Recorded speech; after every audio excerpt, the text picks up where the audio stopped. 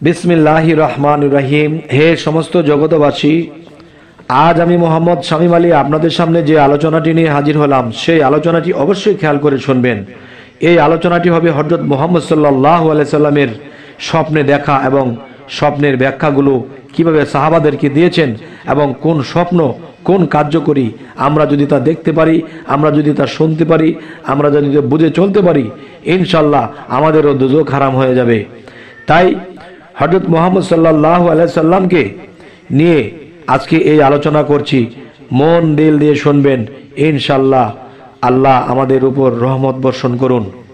এবার আসি, হযরত আবু হুরায়রা রাদিয়াল্লাহু আনহু বলেন, আমি নবী করিম সাল্লাল্লাহু আলাইহি সাল্লামকে বলতে শুনেছি, তিনি বলেছেন যে ব্যক্তি আমাকে স্বপ্নে দেখলো সে যেন আমাকে জাগ্রত অবস্থায় দেখলো, কেননা শয়তান কখনো আমার আকৃতি ধারণ করতে পারবে না।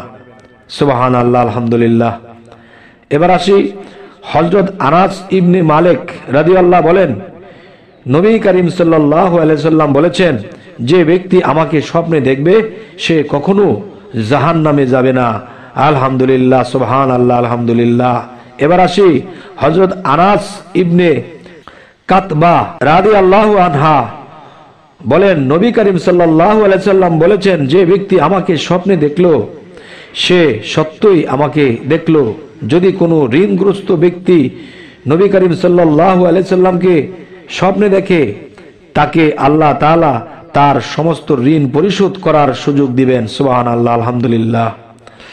এবার আসি, যদি কোনো রুগ্ন ব্যক্তি নবী করিম সাল্লাল্লাহু আলাইহি সাল্লামকে স্বপ্নে দেখে, তবে আল্লাহ তাআলা তাকে আরোগ্য দান করেন। যদি কেউ যুদ্ধ অবস্থায় নবী করিম সাল্লাল্লাহু আলাইহি সাল্লামকে স্বপ্নে দেখে বা চোখে ভেসে ওঠে, তবে আল্লাহ তাআলা তাকে সে যুদ্ধে জয়ী লাভ করে দিবেন। সুবহানাল্লাহ, আলহামদুলিল্লাহ। আল্লাহ আমাদেরকে তৌফিক দান করুন। হযরত সাইদ ইবনে কায়েস তার পিতার মাধ্যমে বর্ণনা করেন, নবী করিম সাল্লাল্লাহু আলাইহি সাল্লাম বলেন, ওই ব্যক্তি কখনো জাহান্নামে যাবে না যে আমাকে একবার স্বপ্নে দেখবে। সুবহানাল্লাহ, আলহামদুলিল্লাহ।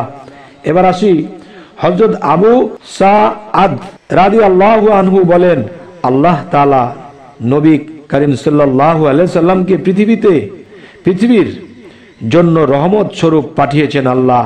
আলহামদুলিল্লাহ, সুবহানাল্লাহ। এবার আসি, অতএব সুসংবাদ তাদের জন্য যারা তাকে জীবিত অবস্থায় দেখেছেন এবং তার অনুগত্য করেছেন, এবং সুসংবাদ তাদের জন্য যারা তাহাকে হযরত মুহাম্মদ সাল্লাল্লাহু আলাইহি সাল্লামকে স্বপ্ন দেখেছেন। এবার আসি, এখনো হজ করেনি এমন ব্যক্তি যদি নবী করিম সাল্লাল্লাহু আলাইহি সাল্লামকে স্বপ্নে দেখে, তবে সে পবিত্র বাইতুল্লাহ শরীফের হজ করার তৌফিক পাবে। আলহামদুলিল্লাহ। এবার আসি, দুর্ভিক্ষ কবলিত বা অনাবাদী এলাকায় যদি নবী করিম সাল্লাল্লাহু আলাইহি সাল্লামকে কেউ স্বপ্নে দেখে, তাহলে কি হবে? তবে উহা আবাদি ও শস্য শ্যামলায় পরিণত হবে। আলহামদুলিল্লাহ। এবার আসি, যেখানে অত্যাচার অনাচার ছড়িয়ে পড়েছে, সেখানে যদি নবী করিম সাল্লাল্লাহু আলাইহি সাল্লামকে কেউ স্বপ্ন দেখে, স্বাভাবিক অবস্থায় স্বপ্নে দেখা যায়, তবে জুলুম অত্যাচার ন্যায্য ইনসাফে পরিণত হবে। তার যদি ভীতিপূর্ণ এলাকায় দেখা যায়, তবে তা শান্তি ও নিরাপত্তায় পরিণত হবে।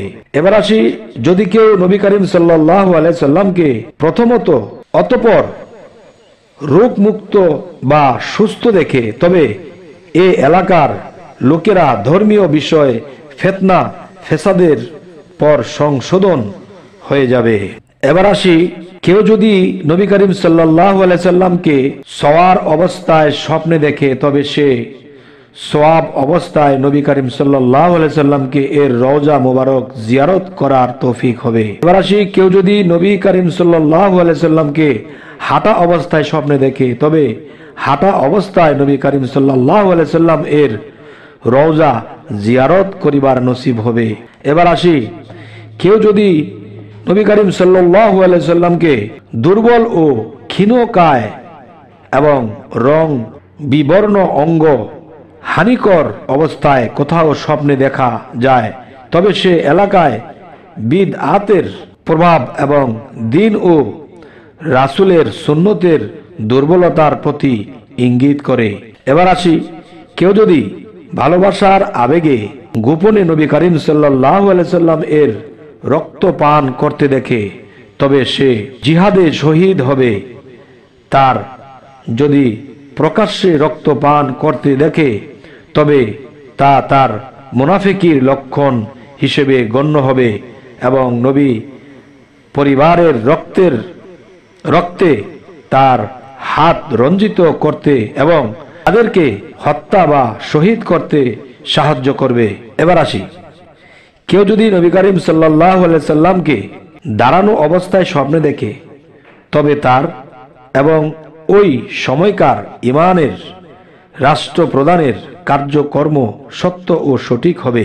যদি কেউ নবী করিম সাল্লাল্লাহু আলাইহি সাল্লামকে বিরান ভূমিতে আজান দিতে দেখে, তবে উক্ত জায়গায় আবাদি ও বসবাসের উপযোগী হবে। এবার আসি, কেউ যদি নবী করিম সাল্লাল্লাহু আলাইহি সাল্লামকে ইন্তেকাল করতে দেখে, তবে তার পরিবারের কেউ ইন্তেকাল করবে। এবার আসি, কেউ যদি নবী করিম সাল্লাল্লাহু আলাইহি সাল্লামকে খানা খাওয়াতে বা নিজে কেউ যদি নবী করিম সাল্লাল্লাহু আলাইহি সাল্লামকে খানা খাওয়াতে দেখেছেন, তাহলে এর ব্যাখ্যা কি হবে? এর ব্যাখ্যা হবে, তবে তা যদি নবী করিম সাল্লাল্লাহু আলাইহি সাল্লাম এর পক্ষ হতে তাকে তার সম্পদের যাকাত আদায়ের নির্দেশ দেয়া হচ্ছে। কেউ যদি নবী করিম সাল্লাল্লাহু আলাইহি সাল্লামকে এর রওজা শরীফ জিয়ারত করতে দেখে, তবে সে প্রচুর সম্পদ লাভ করবে।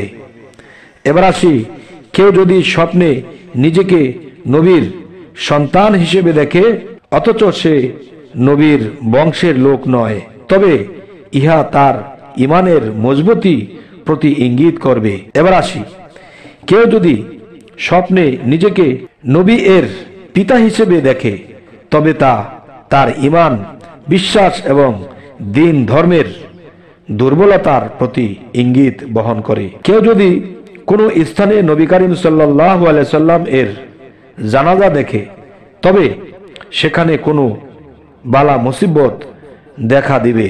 এবার আসি, কেউ যদি কবর দেয়া পর্যন্ত নবী করিম সাল্লাল্লাহু আলাইহি সাল্লাম এর জানাজার অনুসরণ করতে দেখে, তবে সে বিদআতের দিকে আকৃষ্ট হবে। এবার আসি, কোনো ব্যক্তি বিশেষে নবী করিম সাল্লাল্লাহু আলাইহি সাল্লামকে স্বপ্নে দেখার ফলাফল শুধু তার মধ্যেই সীমাবদ্ধ থাকে না, বরং মুসলিম উম্মাহ বা দলকেও তা শামিল করে দেয়। হে সমস্ত জগৎবাসী, আজকের যে আলোচনাটি আপনাদের সামনে করা হলো, যে নবী করিম সাল্লাল্লাহু আলাইহি সাল্লামকে যদি স্বপ্নে দেখা হয়, তাহলে সমস্ত দোজখই আপনার জন্য হারাম হয়ে যাবে। তবে এরপর থেকে নিজের ইচ্ছায় বা অনিচ্ছায় কোনো পাপ কাজে ধাবিত করা যাবে না। তবে হে সমস্ত জগৎবাসী, আমাদের চ্যানেলটিকে অবশ্যই সাবস্ক্রাইব করে নেবেন, পরবর্তীতে যেন আপনাদের সামনে ভালো আলোচনা নিয়ে আসতে পারি। সকলেই ভালো থাকবেন। আল্লাহ হাফিজ।